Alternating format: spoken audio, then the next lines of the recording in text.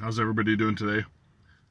This is my third video attempt of making this video, and for some reason there was like I either wasn't conjuring up the correct words, and I was saying a lot, and I was pausing a lot.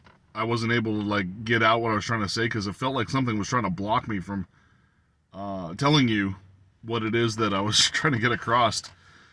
So I kind of like meditated a little bit and restarted this video to where I should be able to get through this without stumbling.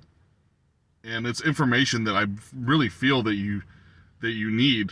So it's nothing nefarious or whatever. So I thought that was interesting. So, anyways, what I was talking about was the age of Aquarius. We're moving into the age of Aquarius,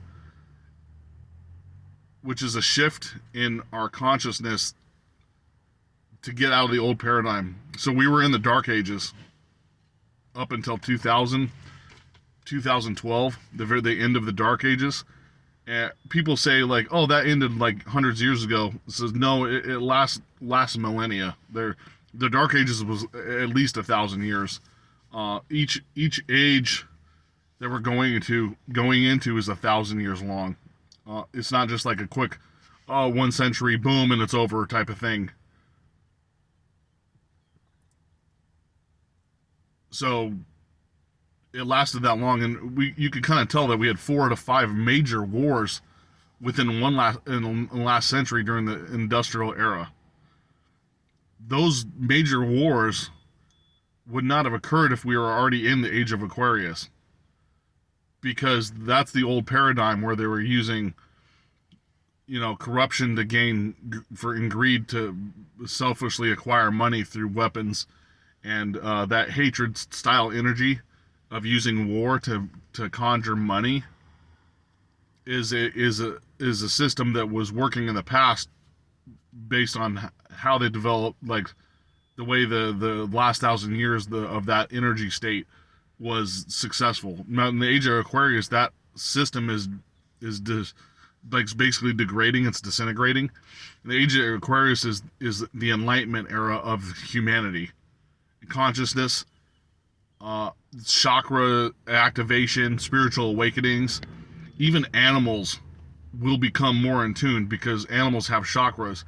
They don't have as many chakras as humans do. We have something like seven major chakras, and then like 20 something subcategory chakras, where animals only have like 12 or 13 total. And the reason why that is because if you have more than 13 something chakras, you become sentient, to where your intelligence level is basically you're so high you can communicate through like immediately. And I think some of the animals, like dolphins and whales and stuff, their chakras are kept secret because I think they have. I believe whales and dolphins have higher chakra levels than other animals because of their intelligence level is so extremely high. They're thinking that the secret is they're thinking that it's as high as humans, but they're just not like verbally able to communicate because the way how fast they learn is parallel to a human's abilities, so basically. So that aside, that was just a side note. Going back to what I was saying, so the Enlightenment era is where everyone's going to have a spiritual awakening. So that old paradigm of selfishness and hatred, vibration, is falling away, and then the love and spiritual vibrations increasing. So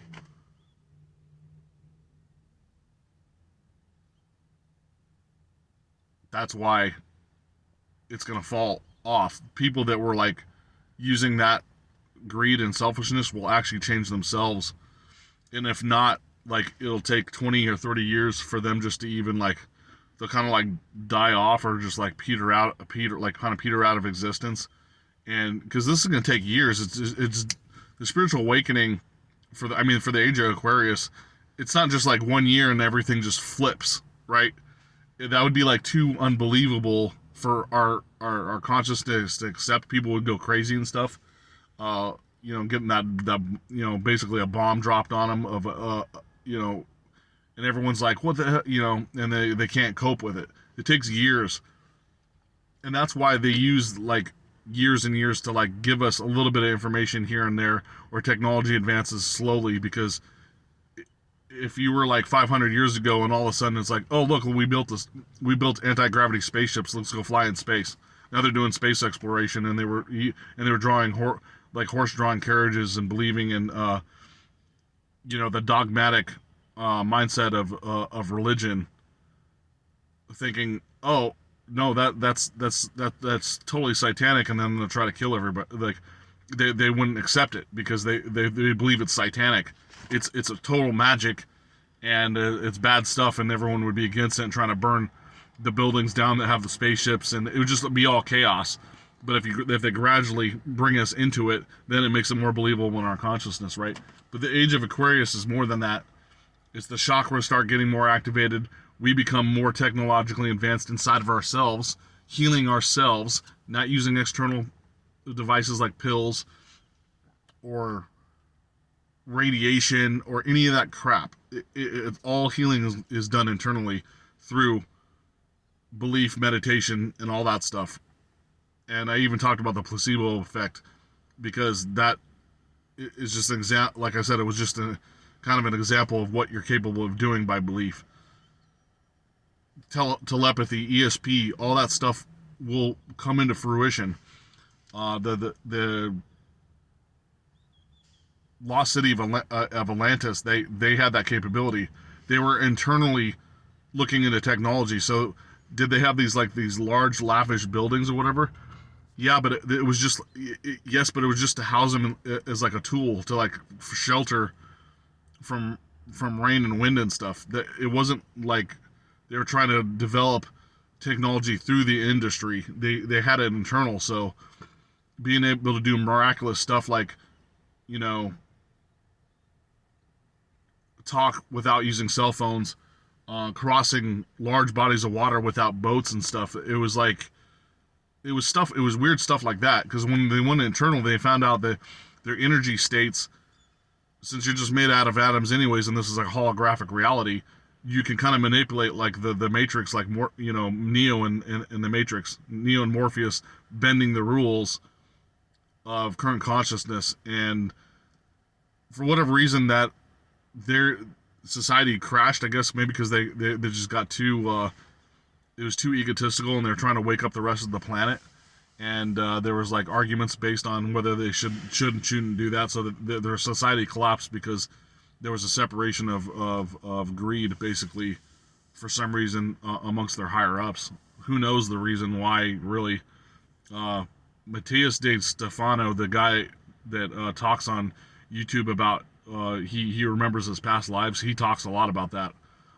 And I don't remember where I read it. I read this stuff like in the 90s, but then I heard him talk, and I'm like, oh yeah, that's about the same thing that I read in the 90s about Atlantis and why the awakened people had fell. But irregardless, we're going into this new age, and you're saying, wait a second, Brandon, they've done 4 mass resets on the planet throughout our known history, with the floods, or the comet crashing and wiping out society. It was like been 4 resets, right? And they said, what's going to stop us from moving forward now? So there was a cosmic decision to let us advance now. Humans are not going to be stopped from advancing. It was an agreement made in the cosmos, and the age of Aquarius is bringing us to that era where we can go into the 5D reality and come out of the 3D reality. So the 3D reality is us like using technology to, like cars and stuff, to transport ourselves far without using a metal vehicle. But the 5D reality is like where you can manifest things immediately, like what I was talking about, where you manifest a basketball in your hand. That's a 5D reality. That's kind of like where we're headed.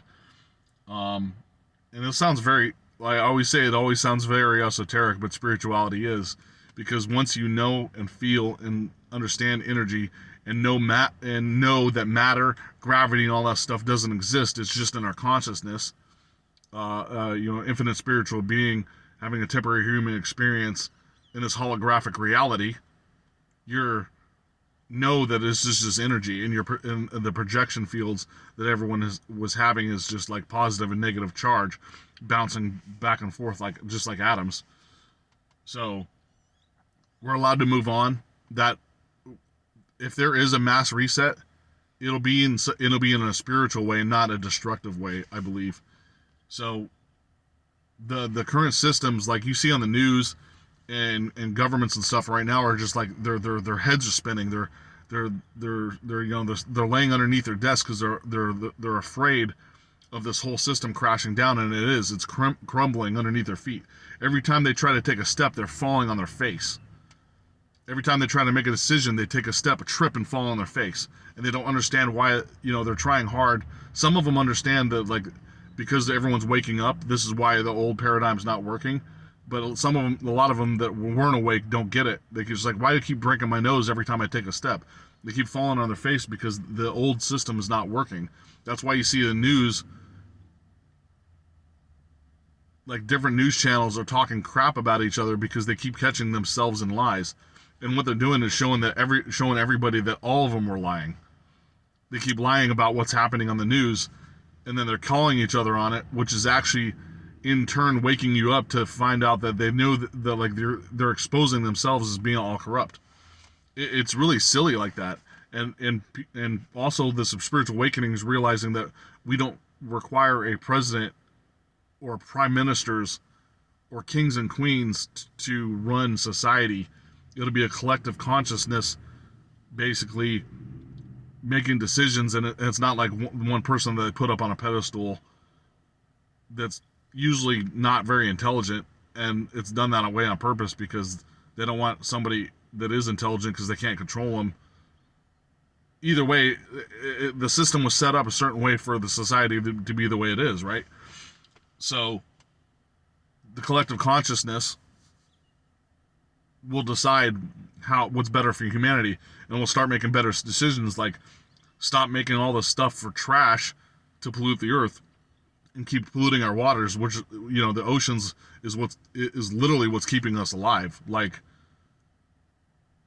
if there's no fish and like bacteria and stuff in the ocean and the water is contaminated, then we won't be able to exist anymore. So the oceans are really important, and 75% of our current existence is water. So it's even internally, you're 74 point something percent water, salt water. The planet is 74% something salt water. That's not a coincidence. It's like salt water is a big part of our physical reality. And if they're trying to destroy that, it's destroying the oceans. It's also destroying yourself internally from the toxins and all that stuff. So it's all connected that way. I won't go into it scientifically because it would take a long time to explain, and I don't want to go too long on the video. But also in the spiritual awakenings, your relationships will be massively different. The dynamic between men and women will not be a tit for tat, trade for trade. It'll be a more of an unconditional, like you are with, like some people are with their children. Unconditional love. They do something bad, you're not really, just like go over there, correct it, and then give them a hug and love them. But when it comes to men and women, then we don't do that. Everything's a tit for tat. If you do this, I do this. If you do that, I'll do this. And if you don't do this, I'm going to divorce you. Or you do this, I'm going to go cheat on you. That's how our society is set up. The relationships between men and women will be more like, universally and cosmos connected with knowing that our souls are connected and that type of stuff. So it won't be a power struggle type deal. You just you'll know your place, you'll know your role, you'll know how to connect with each other to where it's not like bombarded by a bunch of bridges that you have to cross with like minefields in the way, walking on eggshells and all that stuff that a lot of people in today's society do when it comes to relationships, because it's based on greed, money, and selfishness. It's like, that person has this, I want this. I want this purse. So the guy's like, I want this, I want this car, I want this house. Da da da da. You don't have enough money, I don't like you. That that stuff is all going to go away because the necessity of materialism is going to be gone. So you can't argue over materialism because it's not there. Everyone gets their little gets their little dome concrete building, and it's replenished full of food, and you can transport yourselves anywhere you want to go effortlessly without you spending money and stuff like that. I know it sounds a little socialistic, but if everyone was taken care of like in Star Trek, where you can just like create food out of nothing, and robots are like delivering food to you and stuff like that, the money's not required. So it's not selfish. And if you choose to like create stuff, you'll have machines and robots that'll help you create something that you want. Let's say you want like some sort of like flying aircraft. Well, you just program your robot to build it for you. Oh, you need this much wood, you need this much aluminum, you need this much steel. Da da da da. The machine makes it for you. It's really silly because when you have everything at the touch of your hand, like at the touch of your fingers, and you don't need to have selfishness in order to be able to get that, then a lot of people will be happy, and there'll be like a lot less crime. Crime itself is going to crash. Like when everyone is taken care of and everyone's consciously uplifted with a spiritual awakening, all that stuff, there's no necessity for crime because the greed's not there. So all that stuff is changing, and that's why I'm excited about the energy of Aquarius. Now I have no idea how long it'll take for this to get to that level, because we're very early in the transition period. And that reminds me, for those who are still kind of have you have fear about like rapture and all that stuff. If you look at those charts that people say that have written down, we've already had like 125 raptures in the past 80 years.